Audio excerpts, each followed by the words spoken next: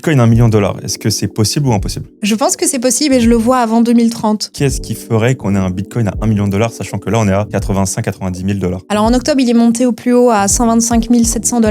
La réalité, c'est que Bitcoin, tous les 4 ans, il a, après le halving, donc la division par 2 de sa production, en général 6 mois après. Alors c'est un cycle historique. On ne sait pas si c'est ce qui va se passer pour les prochaines années. Mais grosso modo, tous les 4 ans, Bitcoin est à un prix supérieur que dans le passé. Donc c'est un actif qui a montré sa résilience, qui a montré son adoption. Et aujourd'hui, Bitcoin est adopté non pas par monsieur, madame, tout le monde les retail, mais par les institutions. On a BlackRock qui a lancé son ETF en janvier 2024. Il y a eu un succès immense. BlackRock, ils ont beaucoup d'ETF, donc ça veut quand même dire quelque chose. Ça veut dire que le monde institutionnel et les investisseurs boursiers ont envie de s'exposer à notre écosystème. Et donc pourquoi c'est une bonne nouvelle pour nous? Parce que BlackRock, il est obligé d'acheter du Bitcoin. Donc au final, on se rend compte qu'il y a une adoption qui est moins sur les particuliers, mais plus sur les institutionnels. Et c'est ça qui pourrait faire que Bitcoin va monter en prix. Pas juste ça, mais en fait, si les États-Unis commencent à acheter, tous les pays du monde vont commencer à en acheter. Plus, on a aussi le fait que le marché boursier, qui est un marché énorme, va, je pense, de plus en plus acheter aussi probablement les ETF Bitcoin. À voir pour les ETF crypto s'ils vont aussi rentrer ou pas dans les considérations. Et les ETF Ethereum commencent petit à petit à prendre aussi un peu du galon, mais c'est plutôt Bitcoin qui intéresse. Et je pense qu'en fait, si tu veux, c'est ce mouvement-là, macroéconomique. Il faudrait qu'on ait aussi un bon terrain, forcément. On est un peu lié quand même aux valeurs tech, donc il va falloir voir aussi par rapport à ça, les taux de la Fed. Tout ça fait en sorte que, pour moi, l'adoption est en marche, qu'elle va s'intensifier. Si tu veux, cette adoption, elle montre la demande. Bitcoin, c'est un actif qui est rare. Donc l'offre, elle est limitée. Une demande qui est grandissante d'année en année, avec une offre qui est limitée d'année en année, ça ne peut résulter que par une hausse du prix. Et je suis encore, je pense, assez réaliste quand je dis 2030.